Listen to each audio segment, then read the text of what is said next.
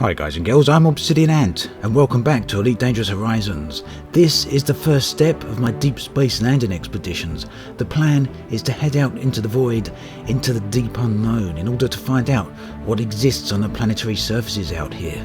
At the moment I'm just over 1,000 light years into space. This is Barnard's Loop, right near the Horsehead Nebula. And this planet is perhaps one of the most visually impressive I've seen so far.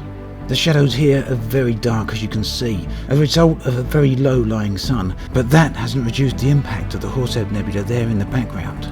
And although that nebula is actually bright, you can't see too much ambient light from it, with the exception of the depths of some of the craters here.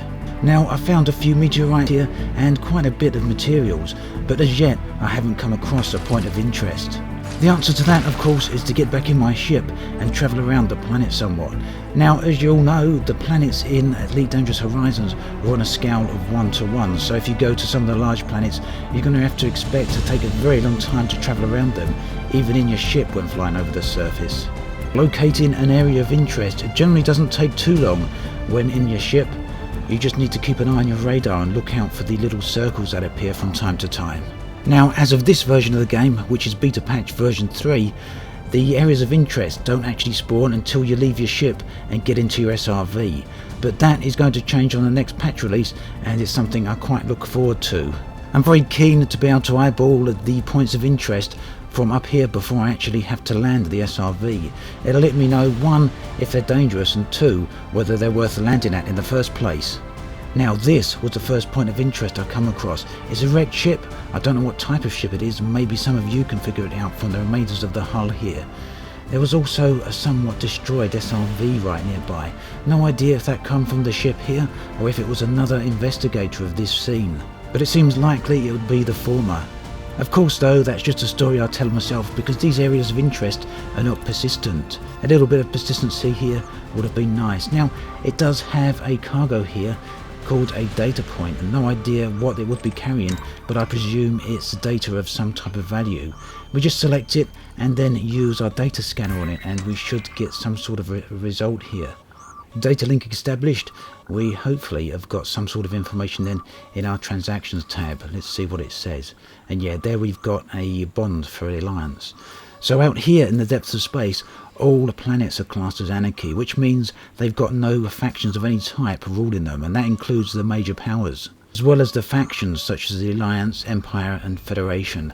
So after a brief journey here, it was time to move on and move deeper into space, looking further around to see what we might find out there. What is out there though, we don't really know. But it's not a hopeless or vain journey. Frontier F stated that there are some lost colonies out here and other things that are unique to the depths of space, things we won't find inside the human inhabited bubble. And whilst at the moment I don't think I'm anywhere near far enough away to see any of that, this is the start of that journey. And the curiosity here, of course, is that up until the Horizons release, any planet outside of the human inhabited bubble, any area actually outside of the human inhabited bubble, was actually pretty much empty and lifeless. You weren't going to find anything there at all. Maybe a few unidentified signal sources up to around the range of the Pleiades, but beyond that you probably weren't going to find anything at all. And now that has changed, so the idea is to go as far as we can and see what there is, to see if these sort of things stop at some point, or if we sometimes start finding the unique items out there. So, another crashed ship here. Not much of the hull here. I'm actually really looking forward to finding some of the full-on crashed ships that Frontier displayed in some of their promotional videos. Something that I haven't seen yet, although I've heard tell from a couple of people that they do exist in the game. I'm yet to see it for myself, and I've yet to see a lot of claims of this. So, as of now, from my point of view at least, it's still up in the air as to whether those things actually exist in the game at the moment. Now, one thing you may have noticed is that these zones are not guarded by any sentries.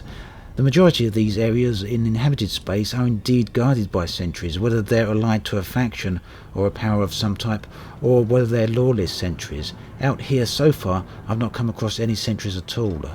But we're not that far out into the depths of space that there wouldn't likely be any sentries at all, so I wouldn't be surprised if at some point I come across some of them. Now here I'm doubling back on my course somewhat. This is near the Flame Nebula. You can see the orange hue more or less all around me. I came out to Barnard's Loop because it's one of the more visually interesting areas in this region of space. But once I'm finished here, the idea is to head back towards human inhabited space, travel right through it, and then onward toward the galactic core. We'll have to see just how far we can get before Beta comes to an end. Now, it wasn't too long here before a point of interest came into view, and kind of curious what it was, but I wasn't at all surprised to find it to be another shipwreck. Now, I haven't found any outposts out here, I haven't found any mining colonies either, and I guess that really shouldn't be a surprise. Now, for the moment at least, it seems that most of these canisters out here, most of the loot that you can find, is actually pretty much worthless. It doesn't hold a huge amount of value. I haven't even found anything like gold out here. The most valuable things are these occupied crow pods, which are worth about 4,000 credits. I'll collect them, but overall they're not really worth the effort too much. And the reason, of course, for that is twofold. One, because the ship I've got has only got 4 units of cargo space, and the other reason is because I'm many hundreds of light years away from the nearest space station, so that really leaves me with nowhere to sell these.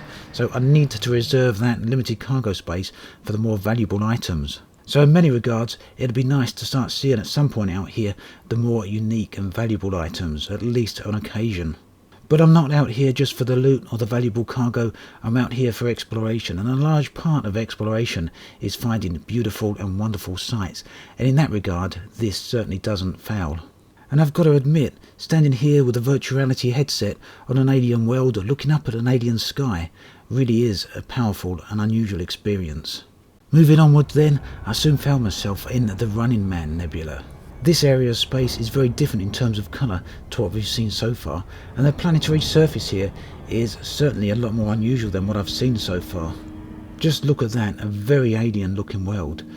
Now, this is an ice world, and at this point in the beta, this is patch 3, the ice worlds look a little bit flat and a little bit dull perhaps. Now that is going to change in the next release because subsurface scattering is going to be enabled, giving these planets a much different look, and that's something I'll be taking a look at later on. So here we are then, the first location where I found some sentries guarding the site. But once again, the cargo here wasn't really worth picking up, but even had I wanted to collect it, I wouldn't have been able to because I was stuck for space in my ASP. Next time perhaps I'll bring a larger cargo bay out.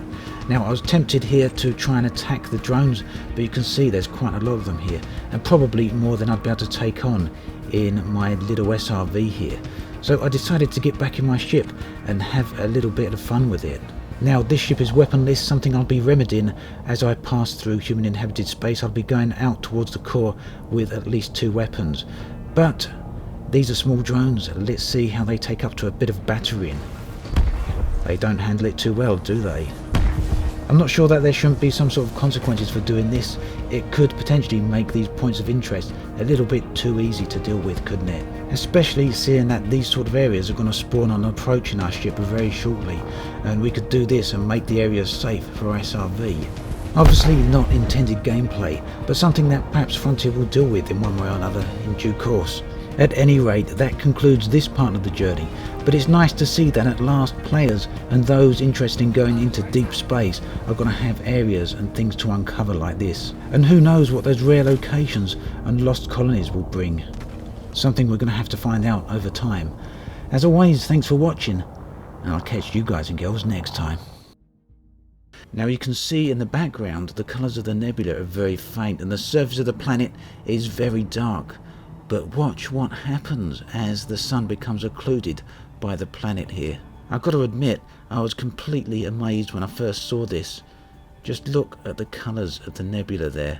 But it's not just that, the starfield here is absolutely spectacular, and the ambient light cast upon the planet really is something else.